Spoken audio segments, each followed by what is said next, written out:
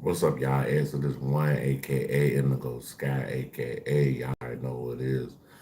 Trigger ranking, the Trigger Man himself. I want y'all to like, subscribe, share, definitely hit the notification bell.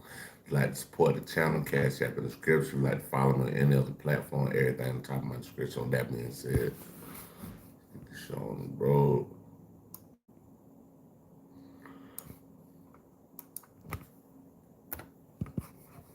You are watching a master at work.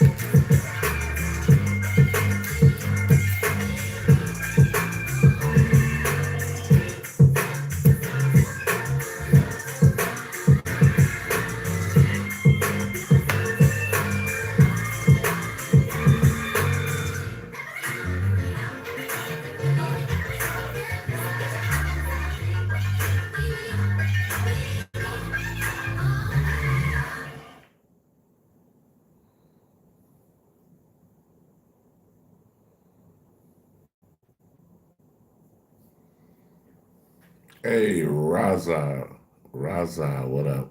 Raza, what up, Raza? What you got going on tonight?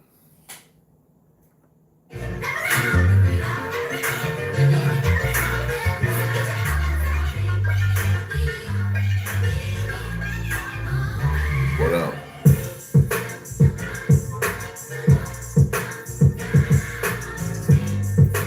Jack, Jackson, what up? Jackson, Julian Garcia, what's up?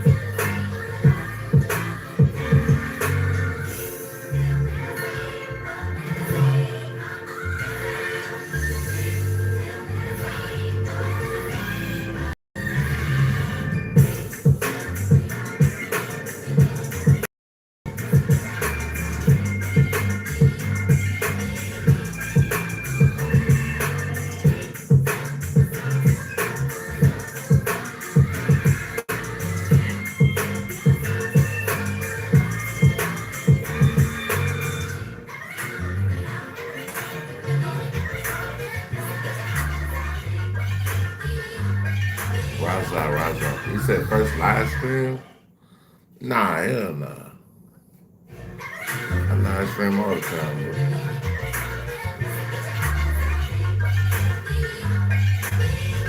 I'm just on here chilling, bro.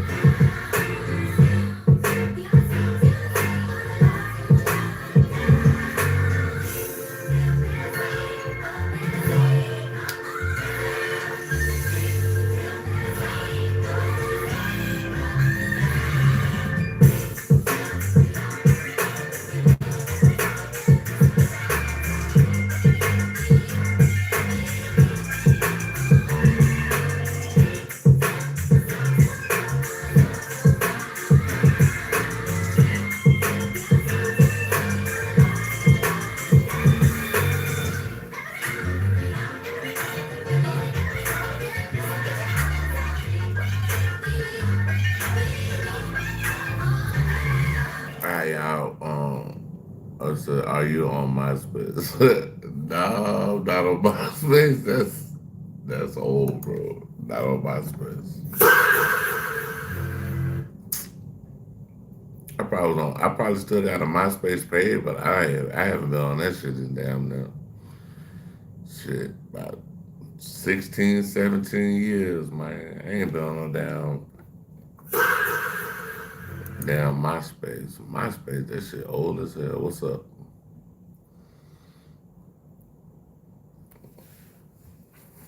Man, hey, y'all hit that goddamn cash app. Y'all hit the like button. Y'all hit the subscribe button. Y'all hit the share. Share my shit, man. All right, y'all. We about to check out Willie D. Willie D live. I don't know something. The White House used Drake to promote something. So let's see what the hell this is about. Power off. Oh yeah.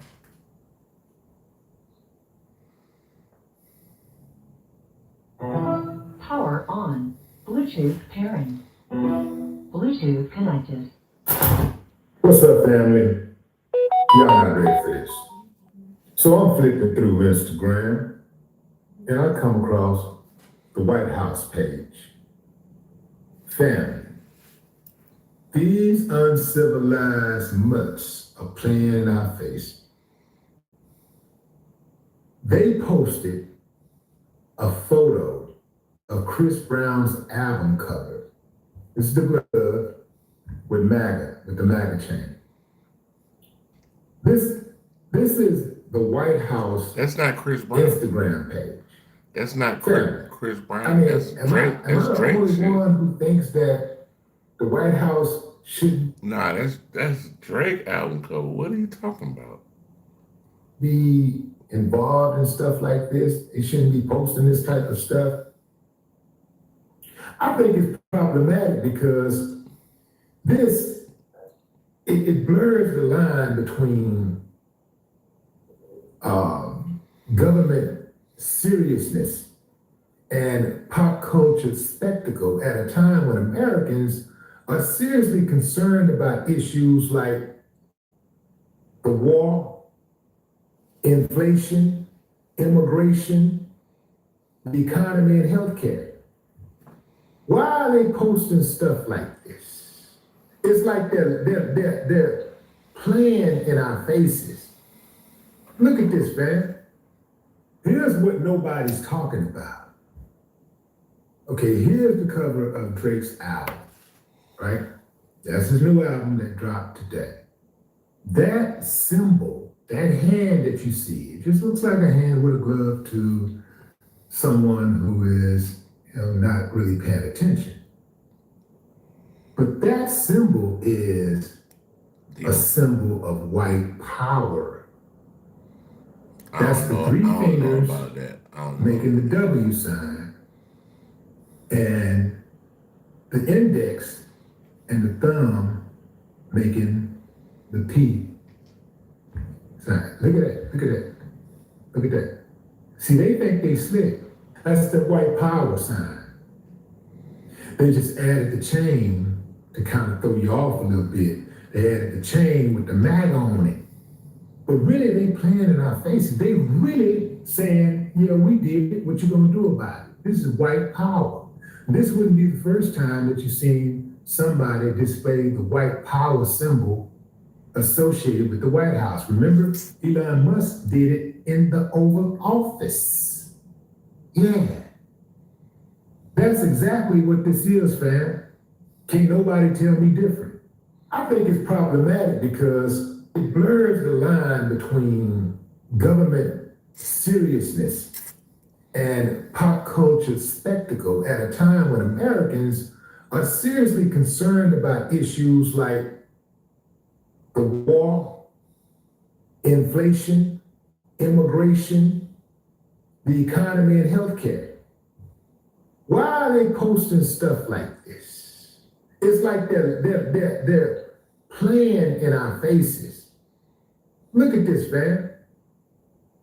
Look at this. Let me get into some of the comments. This is what some President Joe one Trump understands the people. What's this? Ha, what the F's going on? The most gangster president laughing my off. Somebody else said, you know what it is. And these are accounts with black face profiles. I'm not sure if these are really black people, but if it is, it just goes to show you how much disconnected these people are. Like, this ain't funny to me. It's disgusting.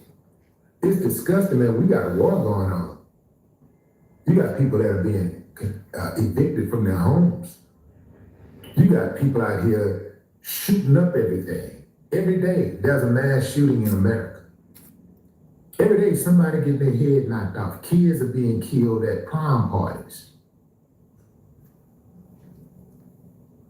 You got, depending on where you live, $5, $6, $7, $8, $9, $10 gas.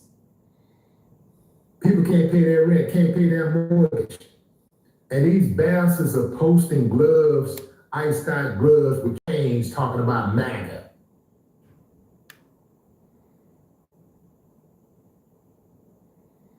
"20 likes and I'll end my career." And somebody else asked the proverbial question, who runs this account? This is the best question, period. It's the best comment. And ran by one of these old people in Trump's cabinet, grandchild or something. It seems like it's being ran by some kid that's in middle school or just started high school. I wonder if Barron had anything to do with this. Because you know he's an introvert. You never hear him talking and stuff, so you know he up to something. And people that are introverts, they always be weirded out. They be doing weird stuff. You never know, but they, behind closed doors, do a lot of weird stuff. The greatest admin ever, gangster to the max. So now Ice Out Glove with a MAGA chain represents gangsterism. It just goes to show you how off, how disconnected these people are. Somebody said I was a punk. Absolute Cinema, please delete your account. TDS comments coming soon. Iced out and locked in. Too hard for the radio. Trump. Clown Bozo. I mean, that's all you got, bro. You can't get no worse than that. It's a you people always whining over anything. Jeez, all you people. Listens to Drake, the F, and on and on and on. I'm gonna say it again, fam. Well, I can say this: you people always get up under my comments with bullshit comments.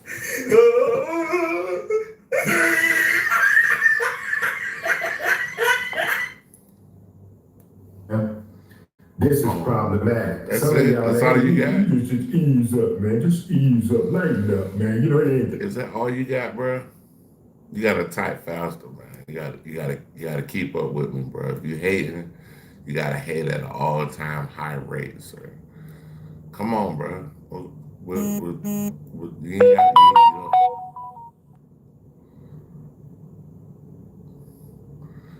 you haven't. Can you hate on me some more, please? Thank you. Please and thank you, sir. Willie D. Live. I guess not. What's up, family? I guess not.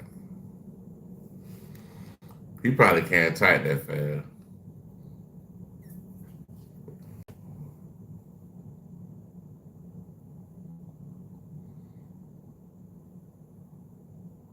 Yeah, you still ain't type back. That's sad. I thought you was gonna really hate on me, bro. I was ready. I was waiting for the hate, bro.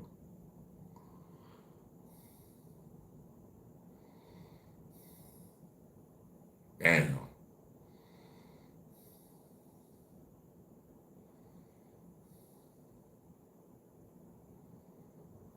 Damn. The black girl say Chud gay? Oh man. Hold on, bro. Let me send that. This is crazy. Yeah, tomorrow's gonna be a crazy day, buddy. Tomorrow's gonna be a crazy day.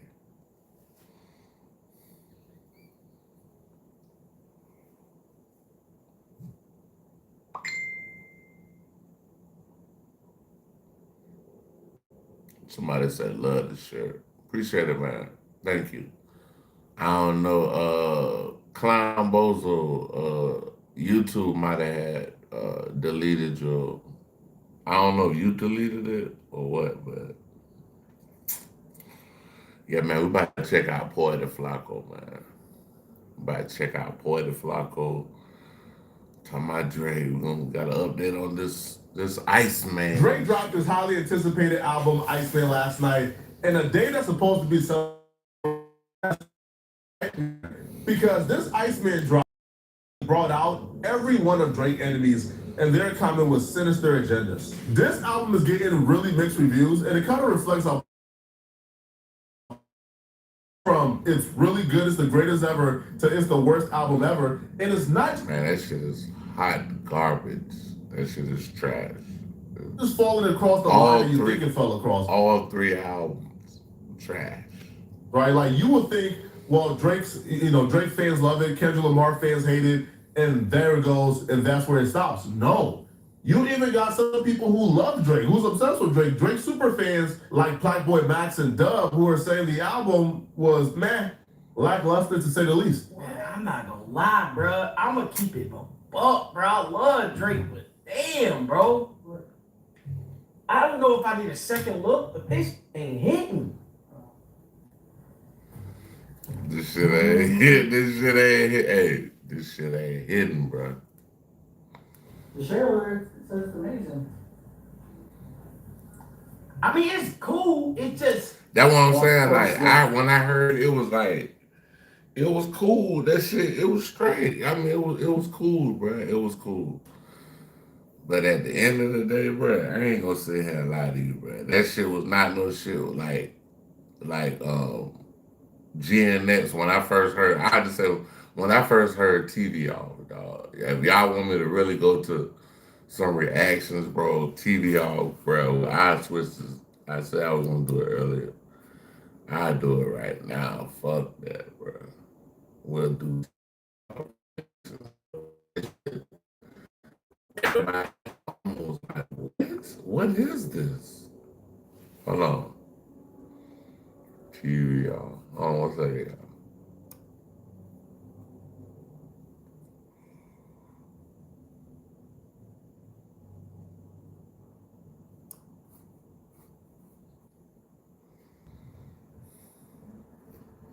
Listen, because this is just the first listen. I don't know. I feel like there hasn't been that many standout songs. There's been a lot of good songs, but not that many standout songs. If I'm being honest, I've been listening to Drake for a decade and a half. There's not that many standout songs off the first listen. And in my personal opinion, I feel like if he just made one project, I mean, obviously he's trying to get out his deal or whatever went on. He lived like, bro, like I was a fan of this music. I just wanted the best project possible. How he went for the rollout, I genuinely thought he was going to was the best album, but it felt like he was just putting. I don't know a little bit. Yeah, y'all know what I'm saying. I don't know. Something that sounds better than it actually is, in my honest opinion. You feel me? And chat on our dick a lot for sharing opinions, but it's like, bro, that's what make me me. So I'm gonna just share my opinion. That's just how I feel, though. That's just how I feel. Those two clips are really symbolic. That's crazy. That's crazy. For where music is currently. Playboy Max and Dub both listened to 3 albums, thought they had digested the music enough to give an informed opinion. I don't care if that project was a 20 out of 10. you're not consuming 4 hours of music straight with fatigue nonstop and leaving feeling like you enjoyed the music. Stop it. Elliot Wilson tweeted out that the only good song on Iceman was Make Them Pay at 10:08 p.m. Drake dropped this song at 9 p.m. West Coast time, so Elliot time because my computer is West Coast time. Drake dropped this project at 9 p.m. Elliot tweeted out about 1:08 p.m. It's about 10:08 p.m. Make Them Pay. So within 1 hour and 8 minutes, Elliot Wilson listened to 3 full body of work and came to a judgment and a conclusion that everything else was trash and only Make Them Pay was nice. Usually when you see people rush like that to judge music or to review music and give their opinion out, it's usually for 2 reasons. A, to be the first, right, to catch the algorithm for their own self-benefit, or 2, for some sinister reasons, all right? You hate this person, you despise this person, you want them to fail. So you are rushing to put out an opinion that you probably don't even have because you have an informed opinion. 1 hour and 8 minutes. Stop. I personally enjoyed Iceman. Like, I really, really, really enjoyed Iceman, the album.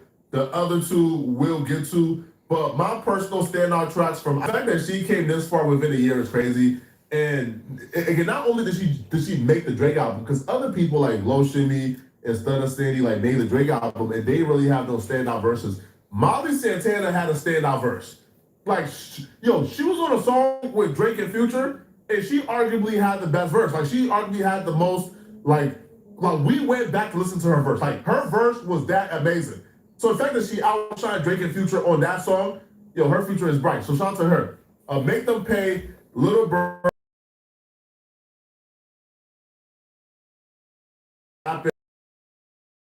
Beat, right? He's doing like the West Coast stuff. West Coast dude produces as well. Now, people thought that Drake was biting Kendrick and he ain't doing as well as Kendrick. But listen, man, when I'm listening to Drake, I'm not comparing him to other rappers, bro. I'm not comparing him to Don. I'm listening to the music as is. And to me, this was a song that was nice. Now, when I say, again, stand out, I mean the straight heat. This is like straight heat. There are other good songs, but this is straight heat. Oh, I'm dumb. I forgot Shebang. Shebang, to me, Shebang is a top 3 song on Iceman. Now, the songs that I didn't quite like, Bees on the Table with 21 Savage, to me, that was a miss. I don't rock with it at all. Firm Friends, I didn't really rock with. All right, I do think that Plot Twist and Shebang and National Treasure, those 3, straight heat. So Drake got about 10 straight heat, 2 or 3 trash, and then about 3 or 4 that are okay and good songs.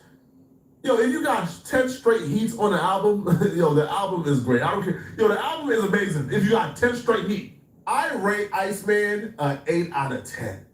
It's an amazing album. Now the other 2 aren't as great as Iceman. Maid of Honor. Now, Maid of Honor to me got the song of the summer on it. Right? Amazing Shape. That's the song of the summer. Your body hot, babe. I'll tell you about where I love it when you run the cocky, run it out there. Oh, come on, man. Your body hot, babe. Come on, my God. That song is gonna run generations. That song, Your Body Hot, babe.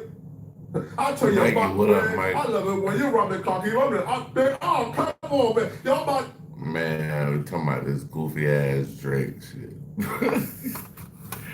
Talking about this goofy ass Drake shit, bro. This shit, I don't know, bro. I gotta, tomorrow, I really gotta go listen to all 3 albums. I gotta listen to all 3 albums tomorrow, man. But I have enough time, I'll be at work, so I'll be able to sit in the car and listen to it. But, bro, I think that shit was, from what I heard, bro, that shit hot garbage, bro. Hot garbage. But I gotta listen to everything just to see. What up, Mike? What you been up to, bro? Shit, I don't know, dog. Somebody hot, man. Come on, my God. That song is gonna run generations. That song is gonna go number. I mean, cocky, oh, come on, man. Your body hot, man. Come on, my God. That song is gonna run generations. That song is gonna go number one. Let's see one. I'll tell you about where I love it when you're rubbing cocky. Oh, come on, man. Your body hot, man. Come on, my God. Album is amazing. If you got 10 straight heat, I rate Iceman an 8 out of 10. It's an amazing album. Now, the other two aren't as great as Iceman. Maid of Honor. Now, Maid of Honor to me got the song of the summer on it, right? Amazing Shape. That's the song of the summer. Your body hot, babe. Amazing Shape. I'll tell you about where I love it when you're rubbing cocky. Oh, come on, man. Your body hot, babe. Come on, my God. That song is gonna run generations. Amazing that Shape. song is gonna go number one. That song is gonna be the song of the summer. Let me know what you come up with, bro. I might have to bunny hop on what you got going on as far as the stuff with the channel and everything like that. That's cool. To it right now. Yeah, your body hot, babe. I tell you about where I like it when you're rubbing cocky. I'm about to go back to my shorts, man. Cause my shorts, they be putting me out there, bro. I'm gonna start doing my shorts back again. Come on. Just take my word for it when I tell you it's song of the summer. Now, just because a project has a song of the summer on it doesn't mean it's automatically get rated really high. I didn't rate Maid of Honor as high as I rated Iceman for obvious reasons. It just didn't have enough bright spots for me. The song was Thunder Sandy, get rid of it. Right, the trash. Sexy Red, stop putting Sexy Red on like these like albums, bro. She doesn't fit. It was an absolute miss. Now there were other bright spots, like Princess and Goose and Juice and Q&A and New Bestie. You said something all about algorithm, bro. Me, my shorts get more hits than anything. Yeah, the shorts. That's what I'm saying. That's why I need to go back to my shorts, cause yeah, I ain't gonna lie. I've been slacking on my shorts. I've really been doing that. Like I ain't really, but my shorts get views. They were good songs. They were good songs. Were they bangers? No, they were good songs. Okay, all right. But for the most part, Maid of Honor to me had an absolute 100% banger on it. Other good songs, some trash songs. I rate Maid of Honor a 6. Habiti, I'm not an R&B dude.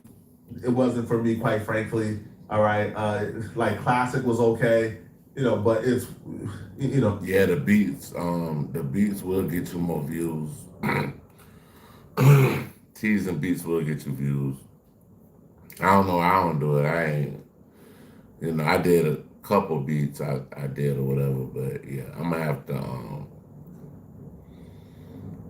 have to get back into my shorts, man. It was hard to find bright spots in Habiti. Right? I'm sorry. I'm not an R&B like type of dude right now in my life. You feel me? Like I like some old putting on like Bryson Tiller. Like I'm not putting on like Gideon. Yeah, right. This is not where I'm at right now in my life. Drake. I guess for people who like R&B or who like what that has to offer, then this album will be for you. It wasn't for me at all, right? The songs were a track. I just didn't find too many bright spots in Habiti, all right? So I'm gonna rate it like a 4 or 5 out of 10. But for the most part, I think Maid of Honor and Habiti were throwaways. I think Drake just included them, right, for whatever reason to recoup faster, to get out of this UMG deal. I feel like the album that, that he put his all in was Iceman. Now, the Iceman album, to me, is an 8 out of 10 and a banger. But his enemies have not been as tricky. 8 out of 10. I gotta listen to the whole thing, but bro, from what I heard, it sounded like the same shit to me. Incredible as me to Drake, because Rick Ross took to social media to point out every negative comment about Drake. You kind of have to respect the dedication to hating, man. Bars. Say 3 albums are trash albums, 2 years too late. What site is this? Complex? The Glazer University. Oh my God. I've been a long fan. Oh my God. Mr. YouTube. Yeah, I've been doing all right, Make man. 3 anyway. There was too many chefs in the kitchen. Bars. Come on, guys. Stop. Y'all gotta, let's all leave Lil Man's alone now, man. He did it. He dropped 3 mid projects. Hey, man, it was fun while it lasted. You're washed. It's a beautiful morning, perfect That time to nigga feed said 3 yourself mid the projects. knowledge. 3 mid projects.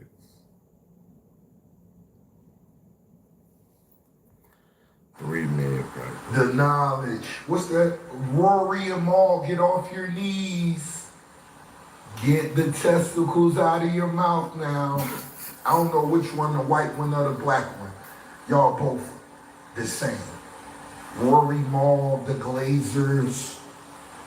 The Glazers. How y'all feel now? You know, Drake just committed suicide. I'm sure he'll retire next month.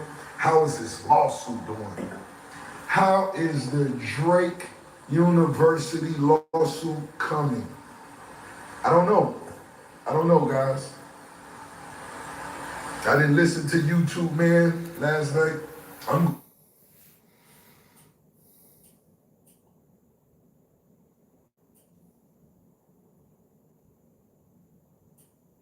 Oh yeah, okay, yeah, I'm sipping too. I'm just going by what you guys say.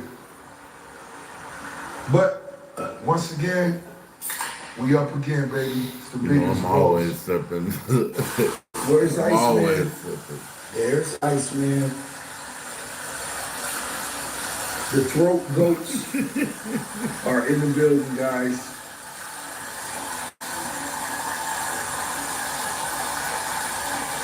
The Breakfast Club and Charlamagne the God, they had very weird critiques of Drake and his album, like critiques that I don't think I understand, nor do their fan base understand. Because what I think they're asking, of Drake is kind of unfair. Iceman is here, guys. Drake dropped 3 albums last night. He dropped Iceman, he dropped Maid of Honor, and then he also dropped an album called Habiti. There's no way anybody can have an opinion on this music yet. Nobody listened to all 3 of those albums. Not enough for it to sink in either, because I feel like Yeah, on you know, Iceman, I that's where he's mean, getting like, we're gonna have to kind of let it sink in a little bit, but I don't. reflective and getting into a lot of the things. Again, I haven't heard Habiti, but I think some of the stuff got to set in a little bit. So let's get to just some of the things people are talking about. Because Charlamagne, you let us know that a lot of this stuff was going to be happening. See, when GNX dropped, we ain't say none of that. GNX dropped, bro. As soon as we heard TV off, that shit was like, oh, this is an instant banger, dog. Like. This album. And then you gotta think about it. Ken only dropped only one. said He 3 dropped one project, bro. You got 3 projects, and people not really coming out and saying, "Oh, all this shit tight." Nah, bro. You said Future was gonna be on it. yes. Now Now, they're gonna just Khaled and A$AP Rocky. That's it. but those are big things to know. Now let's take a listen let's start with Jay-Z, because he threw a couple shots at Jay-Z. Let's take a listen to Whisper My Name. Yeah, but I think the gist of what I took from it is like there's so much going on in his life right now. There's a lot of like people make it seem like he's making this battle his end all be all. He's like No. Ain't no people. He makes it seem like this battle is the end all be all. But once you Ain't hear, no people. but when you hear this record, have you heard the record in full? Yes, Okay, the first record on the album. when you hear this record though, you don't feel like okay, that stuff is there in a surface level, but No, it's just all I because think he is- hasn't really gotten into everything else No, yet. at the end is when he mentions his father. Everything else is definitely woe is me, cry me a river. They jump me, mommy, but I'm coming back with the chopper on every. Oh, now you talking about back there? Nah, it's regular TV. It's regular TV bit, dog. I be watching the phone and shit. You know what I'm saying? The other phone. I got like 2, 3 phones and shit. Well, I got a whole bunch of damn phones. Really, I got like a lot of phones, but yeah. Anyways, yeah, man, that's what's going on, bro.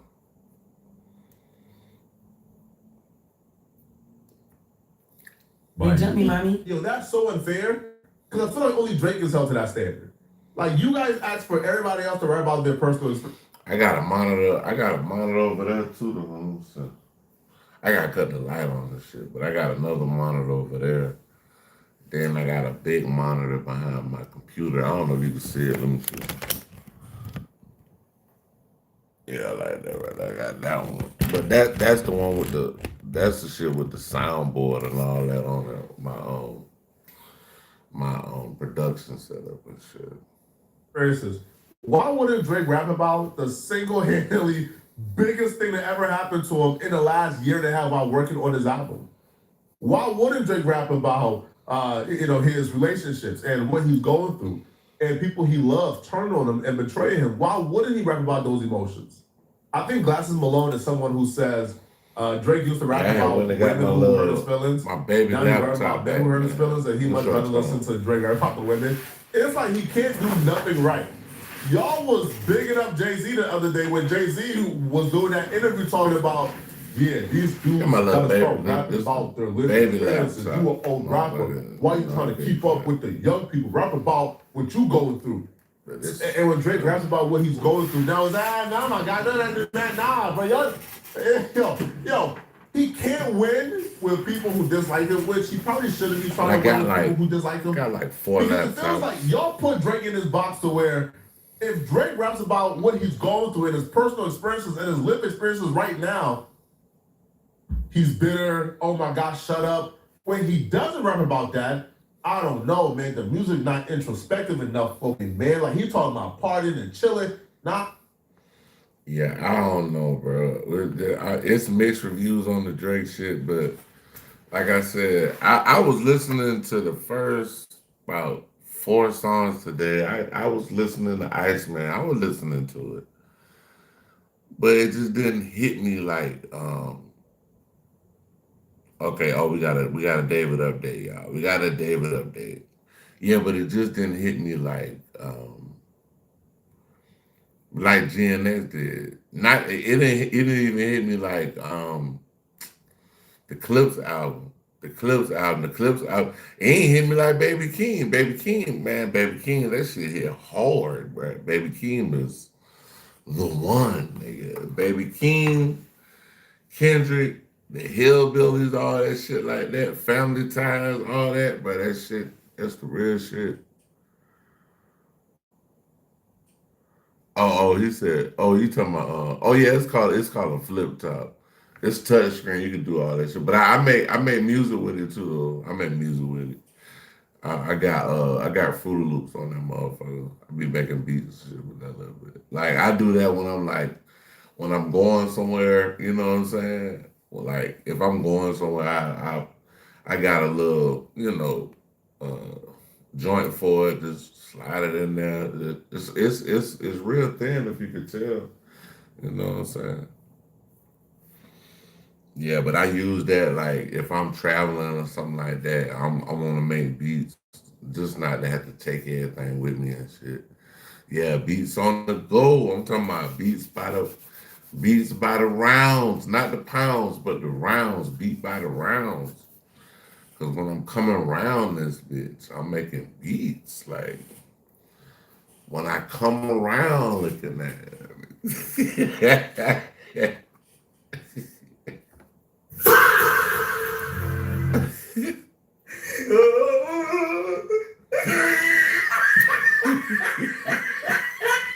Hold on, y'all. Hey, we about to do a David update.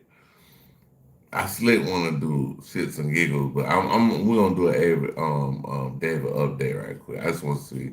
We're about to check out Law and Crime. Hold on, y'all. Give me a second. Will David take the stand? What would that even look like? What would he be asked? How would he explain half of the things that he's accused of in this bombshell murder case? I'm bringing on a criminal defense attorney to break all of that down. Welcome to Sidebar, presented by Law and Crime. Appreciate it, I'm Jesse Weber. Will David take a stand in his own trial? It's a big question. And at first I should tell you, if we even get to a trial, right? We haven't even had the preliminary hearing. I ain't gonna lie to you. The reason why they said he keeps saying, because this like probably my 3rd time hearing him say this shit. he was like, we might not even get to a trial. David might, he might just plead guilty and take a plea. He might take a plea. Cause only reason I say he gonna take a plea because the death penalty is all, bro. I'm not a lawyer. I don't got a law degree, none of that shit. But I know for sure the death penalty is on the the roster for this one. So for him to just be like, yo, just give me life in prison, that's probably what he gonna take, bro. That's probably what he gonna take. Enough evidence for this case to move forward toward trial. That's not scheduled for the end of June. But assuming the charges stick, and assuming there's no plea deal, and this goes to trial, will he testify? What would he say? I mean, there appears to be a lot for him to address, and I want to go through it, because what would his possible explanations be, assuming all the evidence that the prosecution claims they have, that they present? There are a lot of layers to this as we think about it, and there's a lot at stake for him. David, real name David Anthony Berg, facing charges of first-degree murder, continuous sexual abuse of a child under 14, unlawful mutilation of human remains, all in connection with the death of 14-year-old Celeste Rivas. Right, this nigga is, bruh. This shit just, bruh, it's like, this shit is unbelievable, bruh. This shit unbelievable, bro. Like, it's like, this is just something that's really, really different to me, bro. Like, for somebody to do this to it, it's like, bro, and I don't care how young this motherfucker was. I don't care how young he was. This, whose decomposed, dismembered body was reportedly found in a Tesla out in LA back on September 8th of last year, allegedly a Tesla registered to David out in Texas. And remember, prosecutors have alleged special circumstances here, right? To get to life in prison without the possibility of parole, to get possibly the death. He got three special circumstances in his case. So you got three, man, bruh. Your ass finna So die. they've alleged murder of a witness, murder for financial gain, lying in wait. They've alleged use of a deadly and dangerous weapon. You either gonna die in that bitch, or you gonna die in that bitch. Stop playing with me, boy. Sharp instrument. The ME's office concluded that Celeste's cause of death was multiple penetrating injuries. Prosecutors have alleged that David murdered Celeste to keep her nigga stabbed that little. You stabbed that little motherfucker. That they were in an alleged illegal sexual relationship. But let it have been my daughter, bruh. Trapaholics, real trap shit. I would have got on his ass. That she was allegedly going to expose him, that she was allegedly going to ruin his financially lucrative career, and that he allegedly murdered her.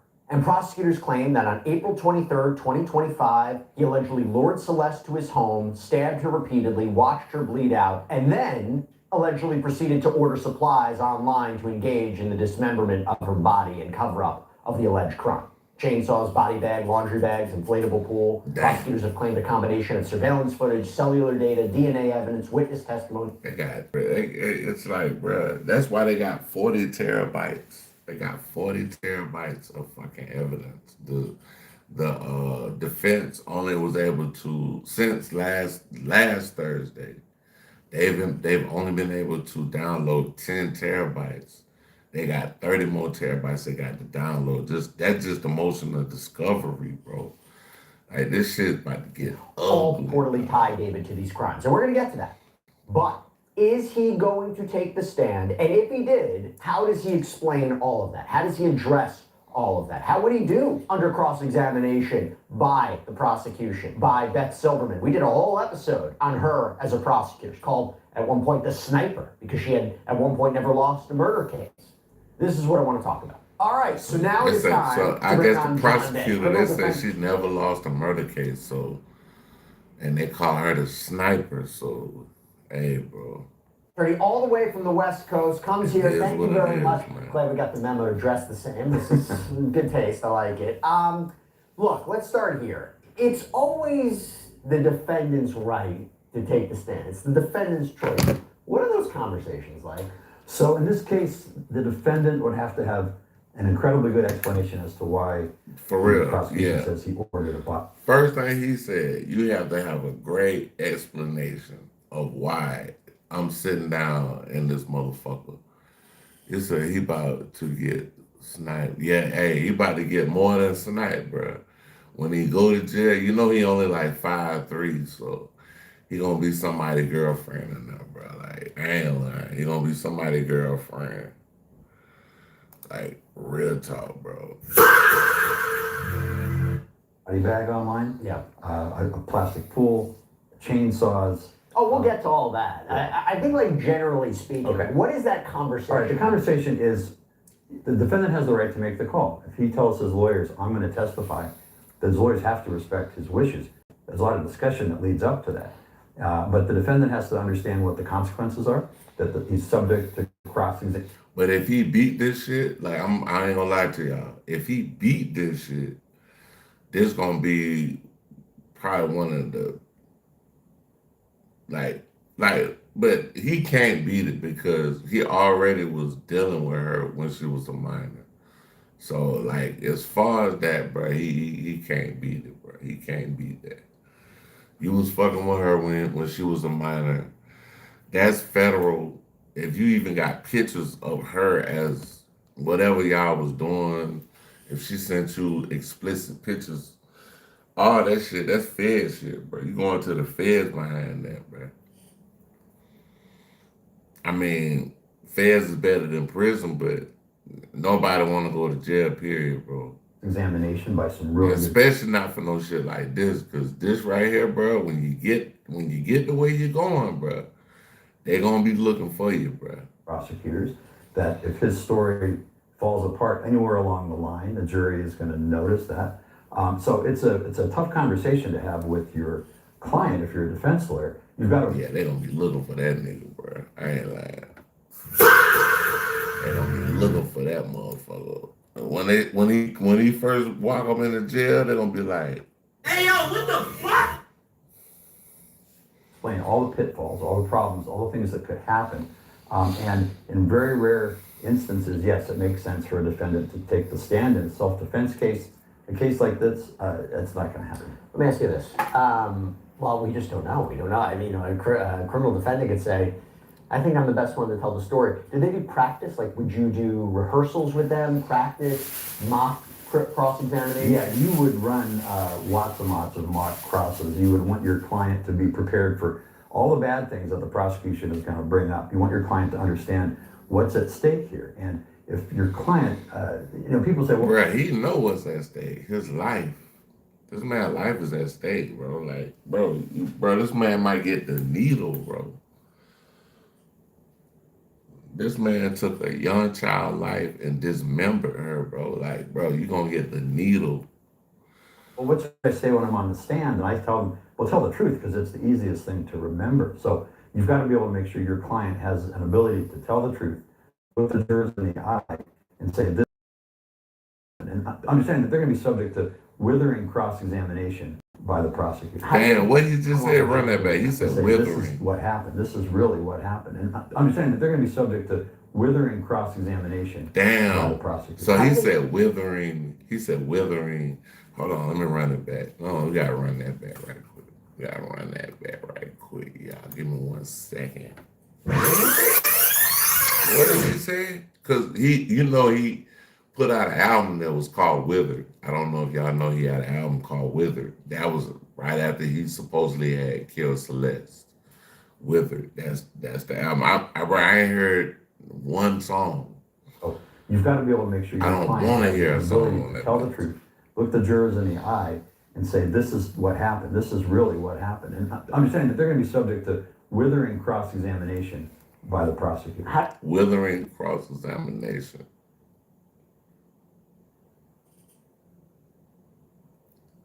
Yeah. His right after he supposedly had killed the girl, he came out with an album called Withered.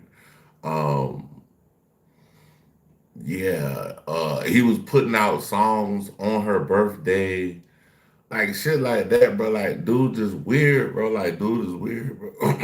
Yeah, he Come weird, on, man. genuine though, because it's a very, I mean, it's very high Goo- stakes. like They're goofy trying to shit. appeal to the jury. Goofy ass. Sometimes you look at people, it looks like a manufactured answer, and I do wonder what's the balance there, because if you're prepping them, how do they not come off looking scripted? Well, that's one of the problems. And if your client is, say, someone who's in the entertainment business, someone who's an actor, someone who's on stage, that's a problem. That's going to be an issue that you've got to deal with, because the juror is going to say, this person is used to putting on a persona. This person is. But the thing with him is all this manga, anime bullshit, like in the music type shit, bro. This shit it is not gonna work for him.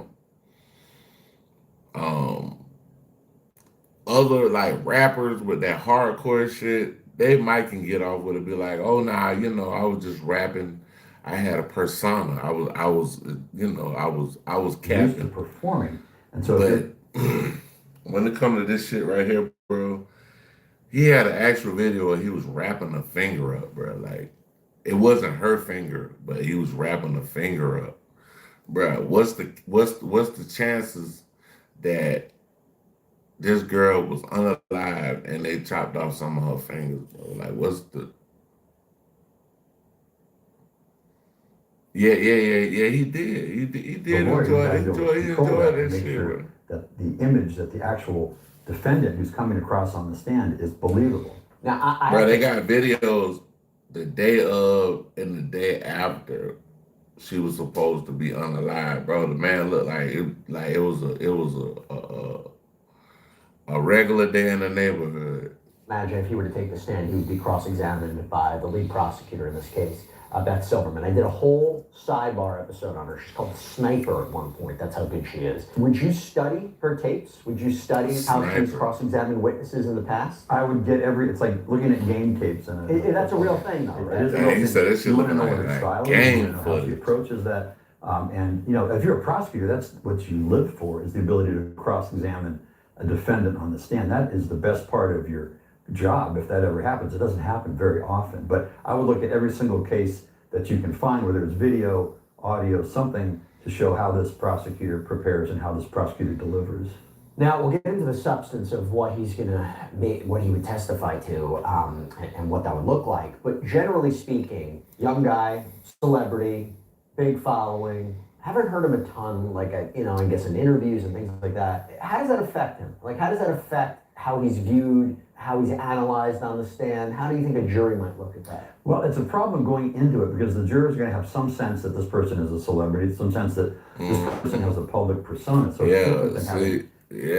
if you wasn't a celebrity, it still would have been as bad as it was. But it's like, nigga, you was about to have the whole world in your fucking hand, bro. You got the dude had I don't know if y'all know, this man was a Fortnite like champion, a real Fortnite champion. He was one of the first people to be able to create a song that was the actual theme song for Fortnite. Like before all this shit, I didn't know that. I don't play Fortnite. I don't know nothing about Fortnite, but I learned all this like studying this case, An man. ordinary defendant off the street who doesn't have a backstory of being able to present a side of themselves to the public. It's going to be a disadvantage out of the gate. But if you're skillful as a defense lawyer and your defendant is able to understand what's at stake, you can sometimes work it so that their public persona is not necessarily the real person that you see on the stand. It's Right. very hard to do that, but he would go into this thing with a disadvantage right at the start. Because remember where he would testify in the course of the trial. The jury would hear all the prosecution's evidence. And I'll save this idea about when they might call him to testify. But again, he has to address everything the prosecution presented. You said before this is not like the typical case where a defendant would take the stand. It's not a self-defense case. Why is this not the typical case that a defendant would take the stand? Well, for example, It's definitely not gonna be able to be self-defense because first off, she's younger than him. She's a female. And I don't believe that young girl did anything to him to where it was like, he had to take her life. I just feel like it was on his behalf that he just wanted to be God in this situation and take this young child's life, The bro. defendant has to say, I did what I did for this reason. My life was in danger. I felt like I was going to get hurt. Jury needs to understand that. Right. The jury. That's not going to happen. I'm telling you, that's not going to happen. Right up to that. A case like this, you're simply trying to explain away all the facts that the jury has heard from the prosecution and the defense case in chief if they've gone and had something presented before the defendant testifies.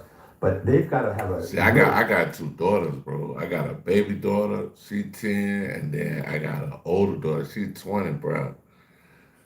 I ain't gonna lie to you, bro. Y'all won't see me on YouTube no more. I ain't lying. Y'all won't. Hey, play with my kids, and you won't see me on YouTube no more. I promise you, bro. Good explanation that addresses every single fact that the prosecution put out already. I think I have a potential idea, maybe totally crazy, kind of something what we're talking about. Just keep that to the side for a second. We'll talk about it. One more side note. The reason this came up is because I'm thinking about the Alex Murdaugh case. But whatever a criminal defendant says on the stand, if they take the stand, that can potentially be used against them in a retrial. Like, I'm wondering, Murdaugh took the stand in his first trial. Can it come in the second trial? So here, if David were to take the stand and he gets, let's say, convicted, and then whatever, it's overturned, by the law, whatever they say on the stand can be used against them in some way, come into evidence in a second trial? Can be used against them. It's a statement under oath. They're sitting on the witness stand. They're sworn in. So everything they say in a first trial, they better make sure that it matches any testimony they give in a second trial. That's why generally you don't want your defendant, your client, giving multiple statements in a case. That's why, like, bro, when them folks come your way, whatever happened, whatever you did, cause I know about some shit just happened, and I really can't speak on it. Them folks come your way though, bro, tell them people, hey, look, lawyer, bro. That's the first thing you say, nigga. Lawyer, bro. It's got to be absolutely consistent, or else the jury's going to understand there's a problem. We're about to get into all this, but is it only used in the second trial if that person decides to take the stand again, or can it be used in the prosecution's case in chief? He's right, you know. It can be used in the prosecution's case in chief because it's already a statement that they've made under oath. Right. So you can impeach. What is he doing? He's beginning to believe. He's beginning to believe.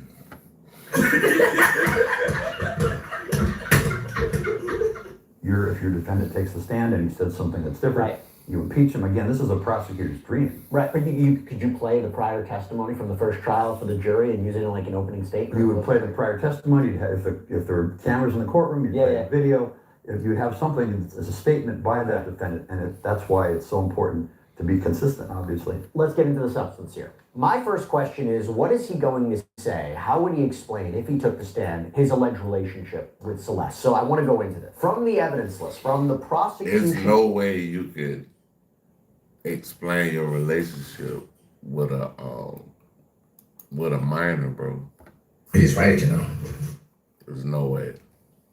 You know what I'm saying? Like, that right there, that's... It was at this moment that he knew he fucked up. Yeah, he fucked up. Once you started talking to her, you fucked up, bro. His pre-trial brief, it says, quote, the description of photographs depicting the victim naked, as well as while she was engaged with defendant in sexual activity when she was 13.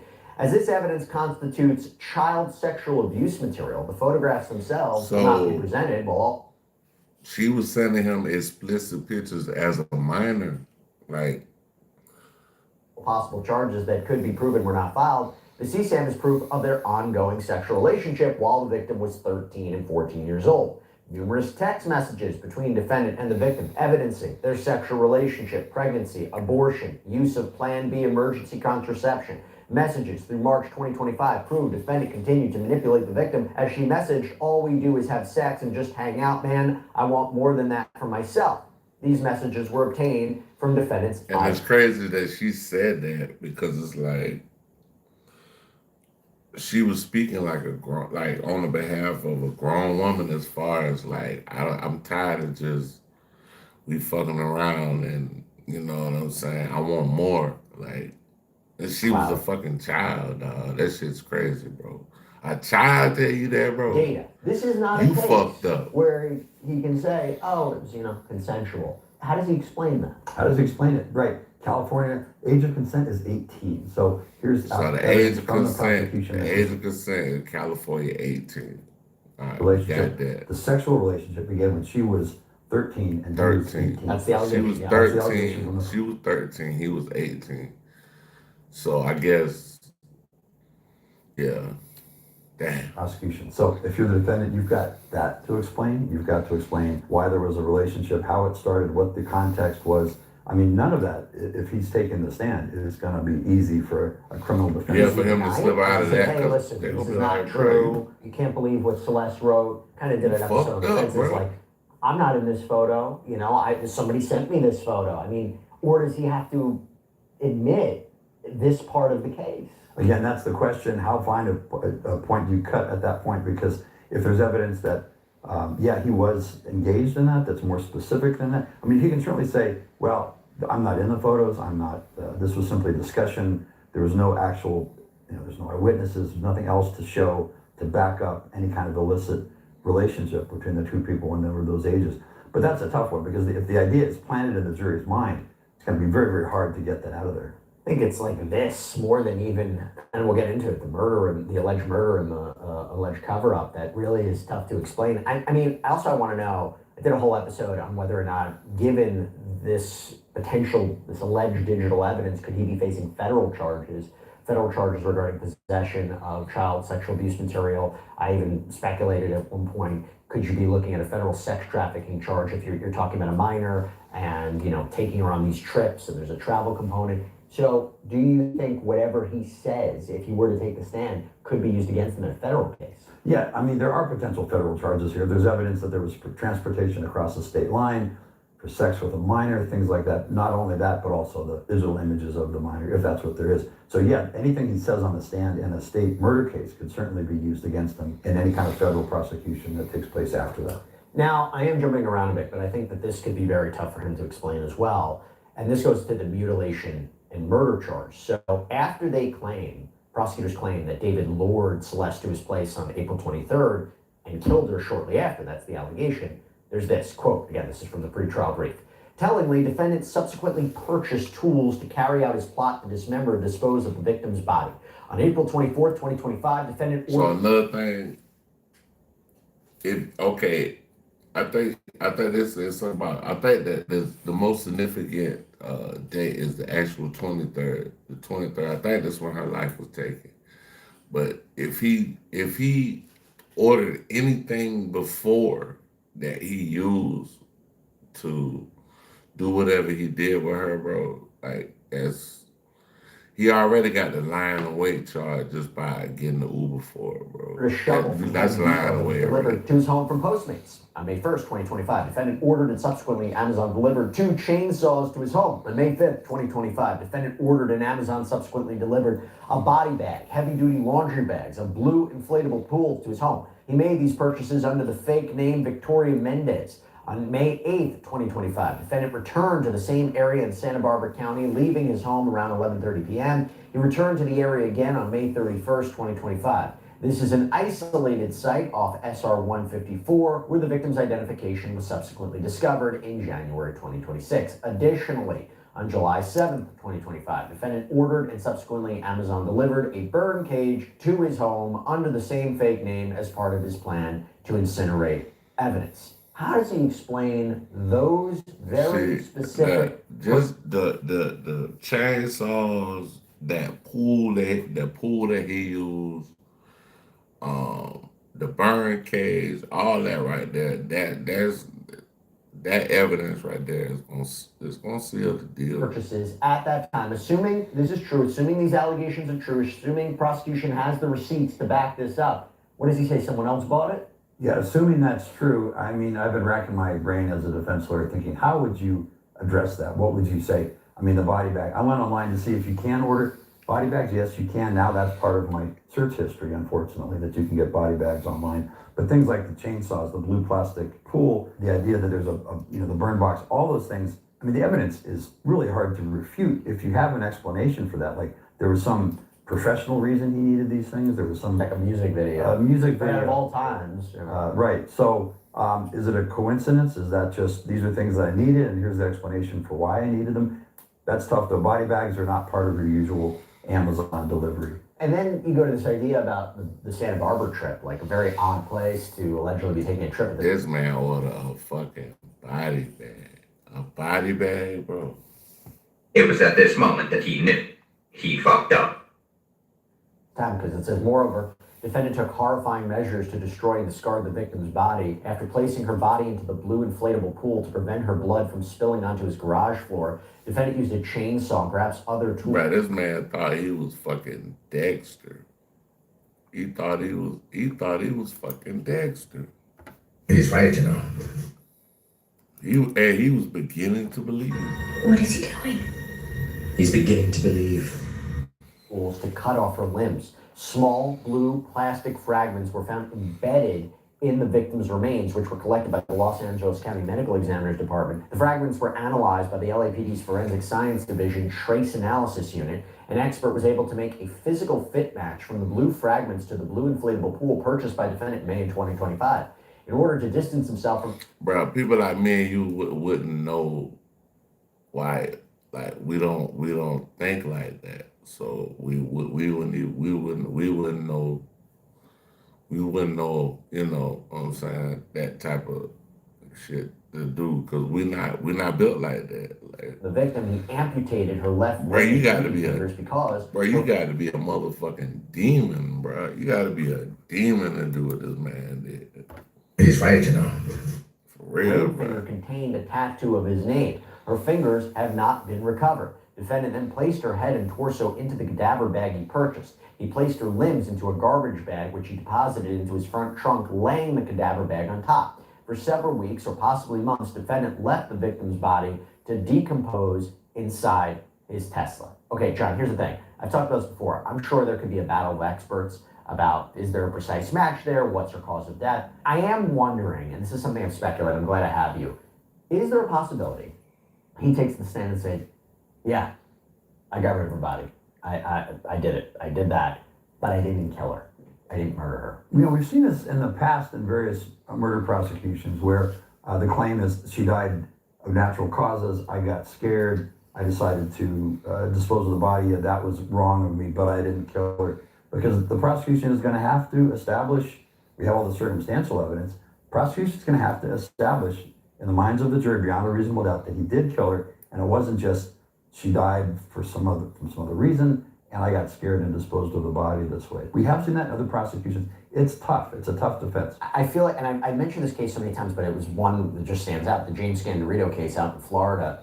I mean, this guy went on the stand and testified in graphic detail. Said his father died, I believe, like from an overdose. He didn't murder him. And he described in graphic detail what it was like to dismember his own father's body because he panicked. And the way that he testified, I mean, the jury bought it. They found him not guilty of killing his father, but with respect to discarding of the body. And I think it was kind of like the way, how real he was about it and how uncomfortable he looked about it, almost disgusted. They believed it. And I wonder if that's something, I don't know what the defense is going to do, but them saying, you know, he's not the cause of Celeste's death. Yeah, the charges for improperly disposing of a body,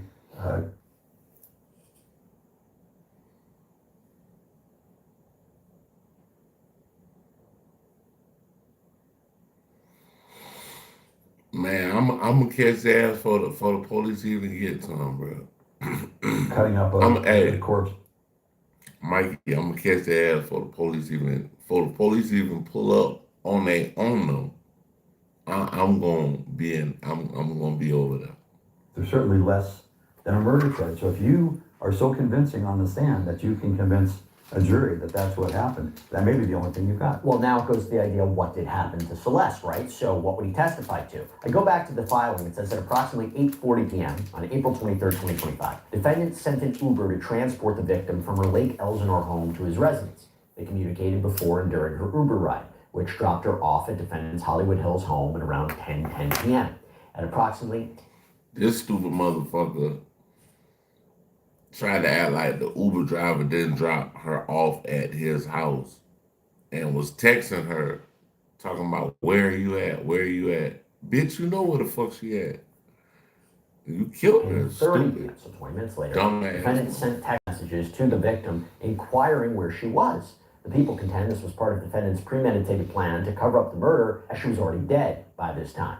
Knowing he had to silence the victim before she ruined his music career, as she had threatened very soon after her arrival at his home, defendant stabbed the victim to death multiple times and stood by while she bled out. At no time did he call law enforcement or 911 or take her to an And the reason why they know that he stood by while she bled out was because somebody in this case is telling. emergency room to attempt to save her life.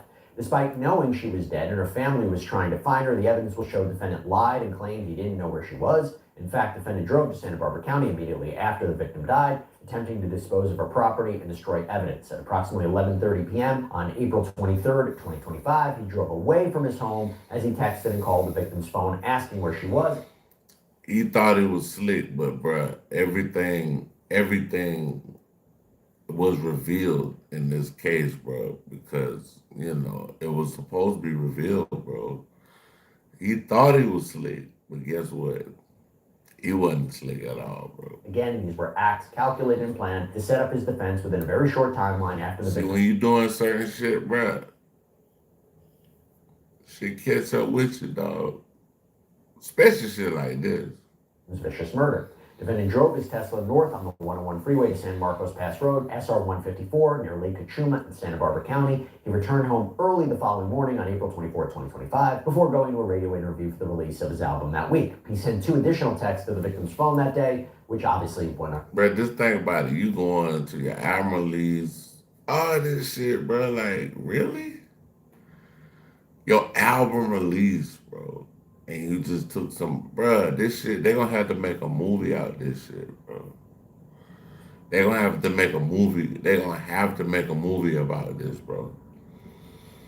Like, I wish I could get all of the moving pieces and parts and all of the information, like them 40 terabytes, and just break that shit down and have, and make a movie, dog, for real, cause this is crazy, bro. Like, Answered because she was already dead. After April 26, 2025, the defendant never attempted to contact her again. Defendant's cellular activity and communications derived from defendant's iPhone and Tesla, which demonstrate defendant's activities from April 22nd to April 24th, including a trip to Santa Barbara County in the middle of the night. I feel like it's going to be very hard, if all of that is true, to deny that digital evidence. So now it makes me wonder, what does he say happened after she got in the house? Is there a self-defense argument? Does he say, she was angry, she did something, she tried to attack me, I killed her in self-defense? Yeah, what is there? There has to be something to back that up, some type of physical evidence inside the location. And maybe he has the SODD defense. Some other dude did it. Is there somebody else, say, in his entourage who he can point the finger to and say, this is the person who did that. I took over as far as disposing of the evidence. Yeah, that was wrong, but I didn't commit the actual murder. We don't know that. But if you were trying to defend this case, you've got to look at every possibility. And if you can point the finger at somebody else and say, that's the person who did it. He didn't do it in my direction. I don't know why that happened, but I mistakenly decided I'm going to dispose of the evidence. Because the prosecution has come under fire a little bit. How do you know he just stood there and watched her bleed out? Well, do you say that because we're looking at the, message? Nah, we doing that because services weren't called. Are you speculating? Was there an eyewitness? Was there was an eyewitness? If not, are those openings for the defense to say, you really don't know? I mean, you don't even have the murder weapon. You really don't know what happened behind closed doors or when exactly. And to be honest with you, the Asian dude, Neon, I honestly feel like he's gonna be one of the people that testifies against him. She was killed. Steve Fisher, the private investigator, who's been on top of this case, He made the point that is it possible that he really didn't know where Celeste was? She walked Oh, her oh house, yeah. picked her up, They're gonna and make a sent her to movie Barber about County. this And shit. maybe something happened there. That, bruh, you can't even, bruh, this better than the O.J. Simpson trial, man. Like, I don't know if you younger than me, but man, when the O.J. Simpson trial came about, bruh, that shit was the biggest shit ever, bruh. This shit gonna be wild right here, dog. Yeah, right now the defense is going through these apparently 40 terabytes of discovery that the prosecution's turned over. That's why the preliminary hearing's been postponed to the end of June. So there's a lot of information that the prosecution doesn't necessarily have to tell us, but it will come out in the discovery production to the defense. And there may be a lot of things that we don't even know about that are going to benefit the defense in this case. But it's really possible that that's happening. Yeah, but like the idea of, because if it's the idea of, before we knew anything, before there was arrest, there was a question of, well, if there's going to be no murder charge, if it's just going to be about concealment of the body, is it possible Celeste died from natural causes? Is it possible Celeste died from an overdose? You've seen the medical examiner's report here. Nothing to indicate that there was an overdose. There was a presence of ethanol. Yeah, that shit was big, bro. Like, they showed, like, when the verdict was read, bro, it was like, that shit showed the division in America, bro, on the OJ case. When they said not guilty, bro, they had white people that was crying, like, oh my God. And black people was rejoicing. But it just showed like the division, like, and just a decision. You know what I'm saying? Because OJ thought he was like the white folks until that shit happened. After there was a discussion about different drugs, but unless they bring on a medical examiner to say, we're going to definitively counter what her cause of death was, or say it's undetermined, or rest in peace, or you can't tell, and maybe that's something. What's that? Or Thala something, J. Simpson, or Thala J. Simpson, stand, but how should we be thinking about it? Well, what's happening is the defense is, they've got experts looking at every single piece of that evidence to decide what is in there that can benefit a defense. Is there, what is the medical evidence? What is the tox evidence? Everything that's, anyone in a regular, normal case would be looking at. They've got a lot that they have to sort through, and it's going to take a long time.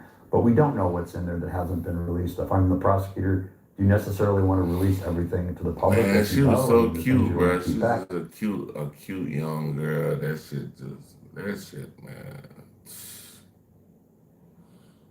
I do not like that shit.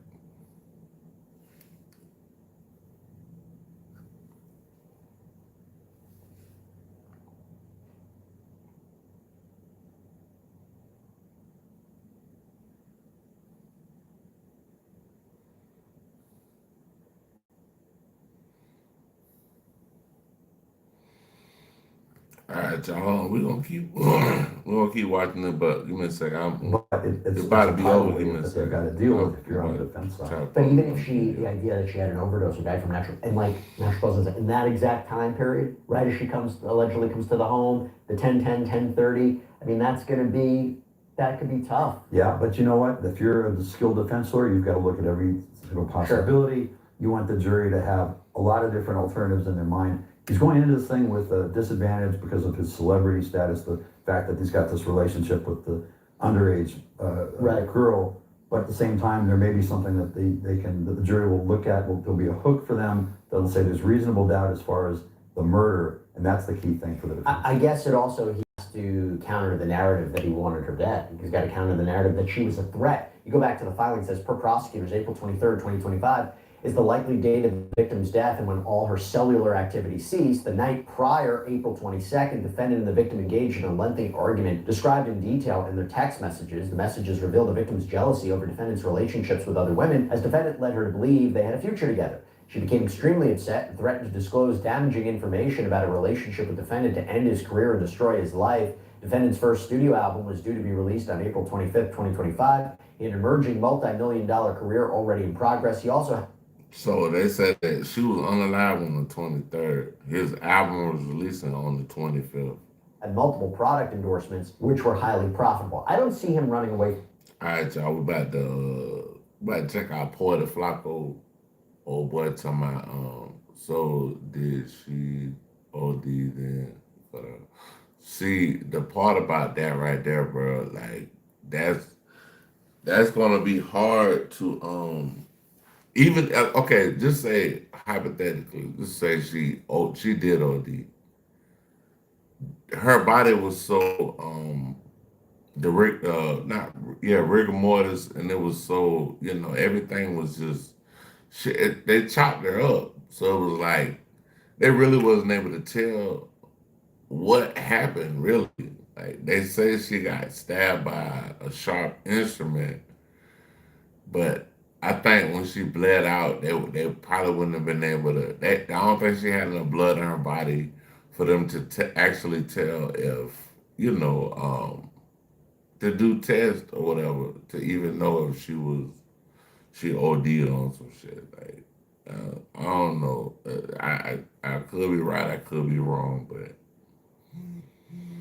What we about to head to Poetic Flacco, man. We're about to go to Chud. Chud received reality terrible news today in court. Chud the Grifter received some very terrible news this morning. Hey, y'all, we reacted to Poetic Flacco. Nah, College wasn't able to tell. Because she was so, it was, bro, they found her months after she passed away, bro. Like, months. Best part about this, we all got to watch him receive this terrible news.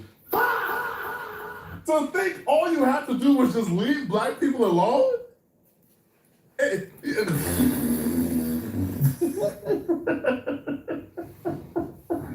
All you had to do was literally just leave people alone. Man, Chud heard that judge bang that gavel and he said, he was back in court today in front of a judge for a bond hearing. And this bond hearing, his first appearance, was the first time that Chud and his supporters really understood the gravity of these charges and the gravity of the moment. I don't know if you know about Chud, Mikey. Yeah, Chud is this white dude. Chud is kind of crazy, bro. Chud a little off. Chud be walking around here calling people the N-word. And, he'd be like, oh, it's free speech. It's free speech. And, yeah. He recently got his ass. He got hit in the face. He shot the dude, but at the moment. They were talking about these charges as if Chud would be out by Monday. But today, they finally got the message. His name is Chud the Builder. Chud the Builder. Every day. If you can't do that, I'll give you a chance to go ahead and leave now. Because anybody that calls any kind of disturbance at all is subject to being in direct contempt and serving 10 days in jail and a $50 fine both. Just want you to know that. We're not going to put up with any outbursts or any shenanigans today. Okay? Any questions? Okay. Here we go. State versus Dalton Eagerly. And bring us Eagerly out. Yeah, his name Dalton Etherly.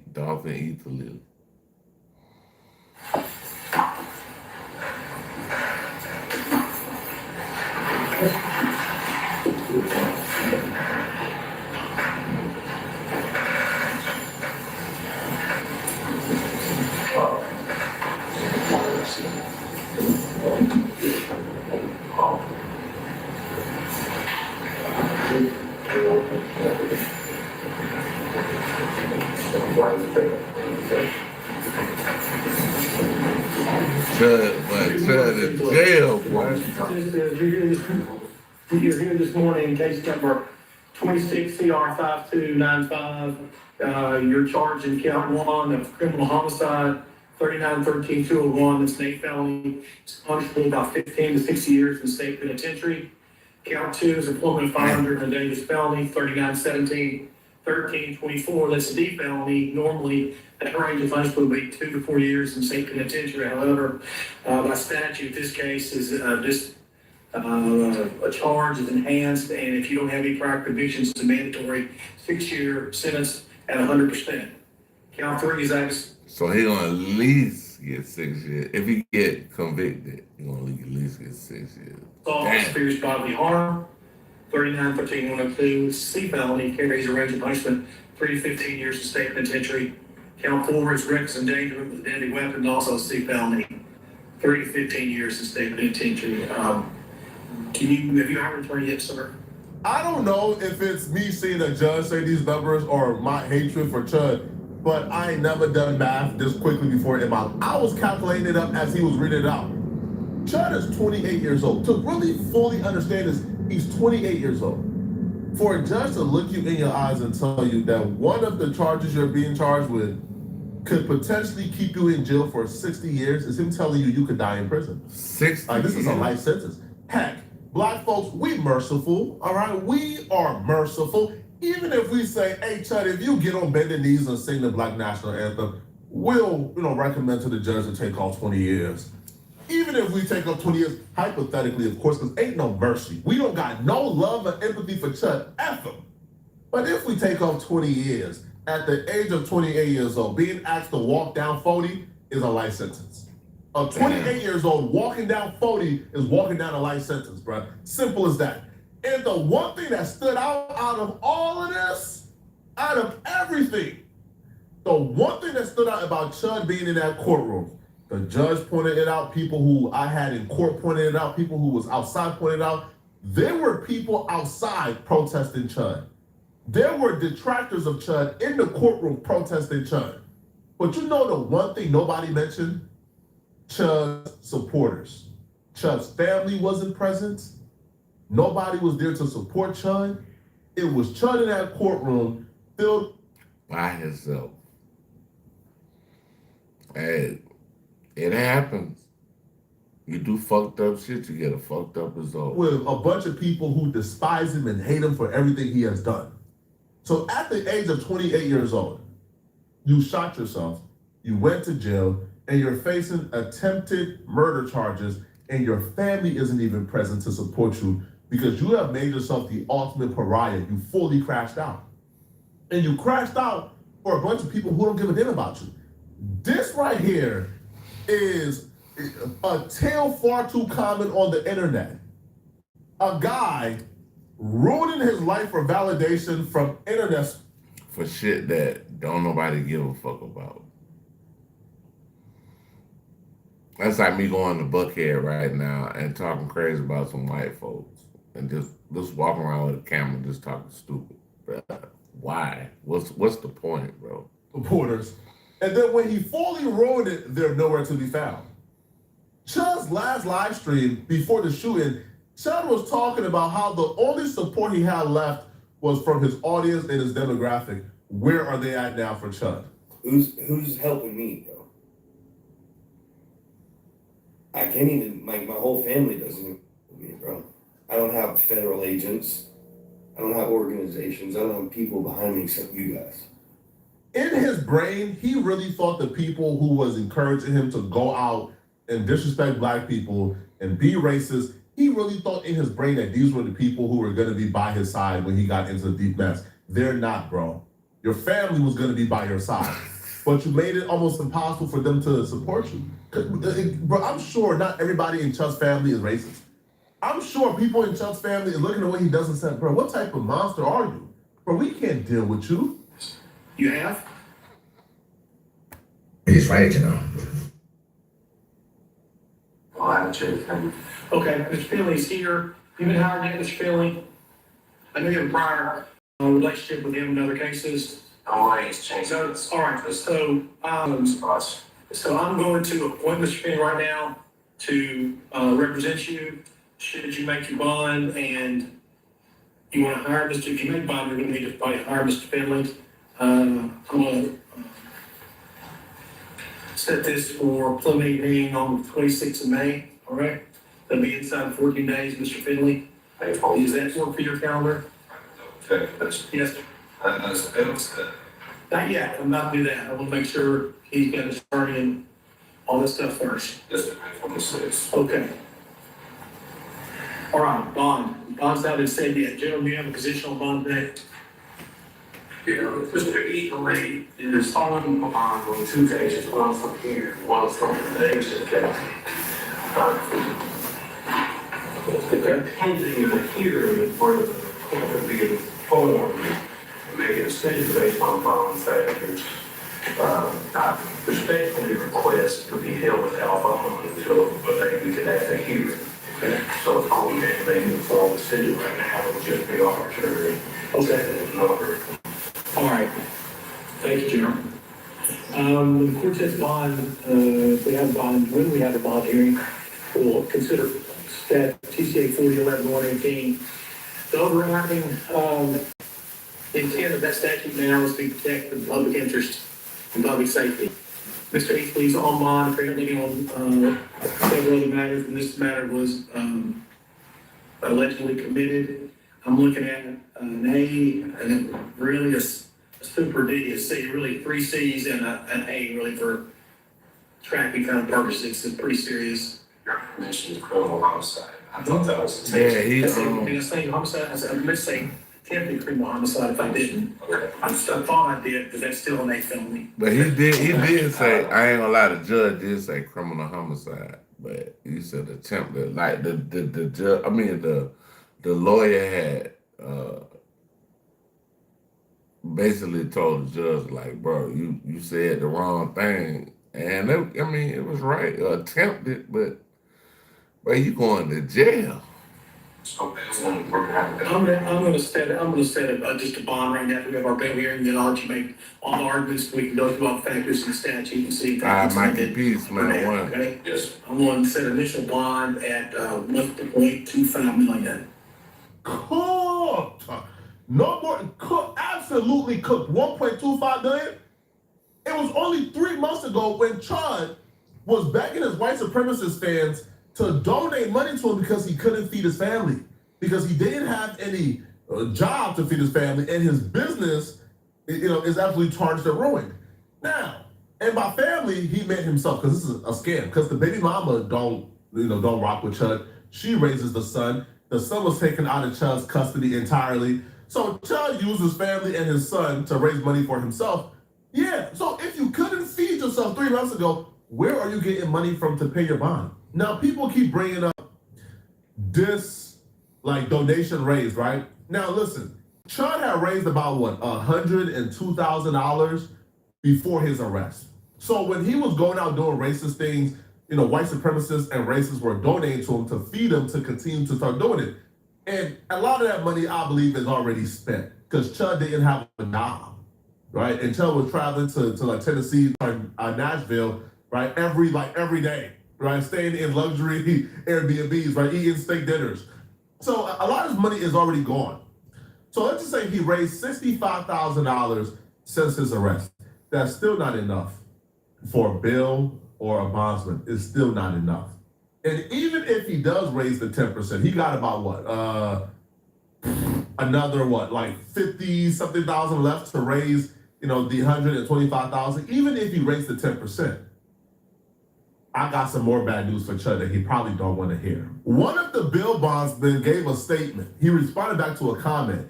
And if Chud plans on making bond anytime soon, we got some bad news for him. Shout out to the brother Charlie Floyd from Clarksville for sending me this.